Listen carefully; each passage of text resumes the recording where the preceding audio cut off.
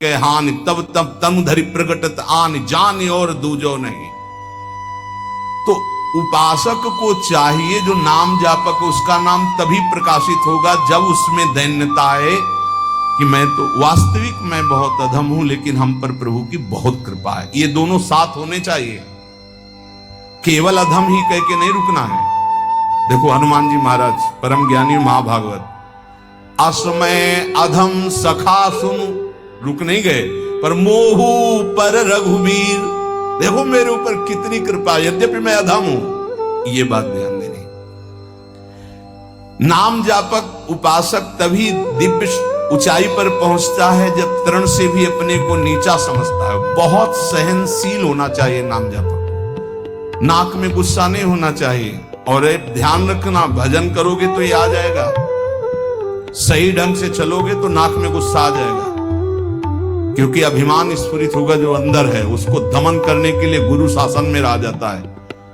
त्रिभुवन में कोई दूसरा नहीं है जो भजन का अभिमान नष्ट कर सके, केवल गुरु नष्ट करते हैं। एकमात्र अहंकार पर अगर हथौड़ा कोई मार सकता है ज्ञान का, तो केवल गुरुदेव है, दूसरा तो ऐसे ही बोलेगा, लेकिन वो सीधा प्रहार उसी अहंकार पर।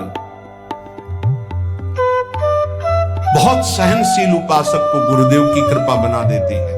इसलिए एक प्रश्न हुआ था कि हम अव्यक्त रूप से गुरु मान लेते हैं तो हमें क्या भगवत प्राप्ति नहीं होगी? देखो अव्यक्त तुम्हें चपत लगाने नहीं आएगा, ध्यान देना। अव्यक्त तुम्हें ऐसा नहीं कि खड़े रहो, यहां यही खड़े रहो जब तक लौट के ना आए, यही खड़े चलो, ऐसा करो। ये हमको प्रगट गुरु चाहिए, क्योंकि प्रगट में फंसे हैं। वो हमको दुलार भी करें, हमें डांट भी सके, हमें चपत भी लगा सके, तभी हम सुधरेंगे।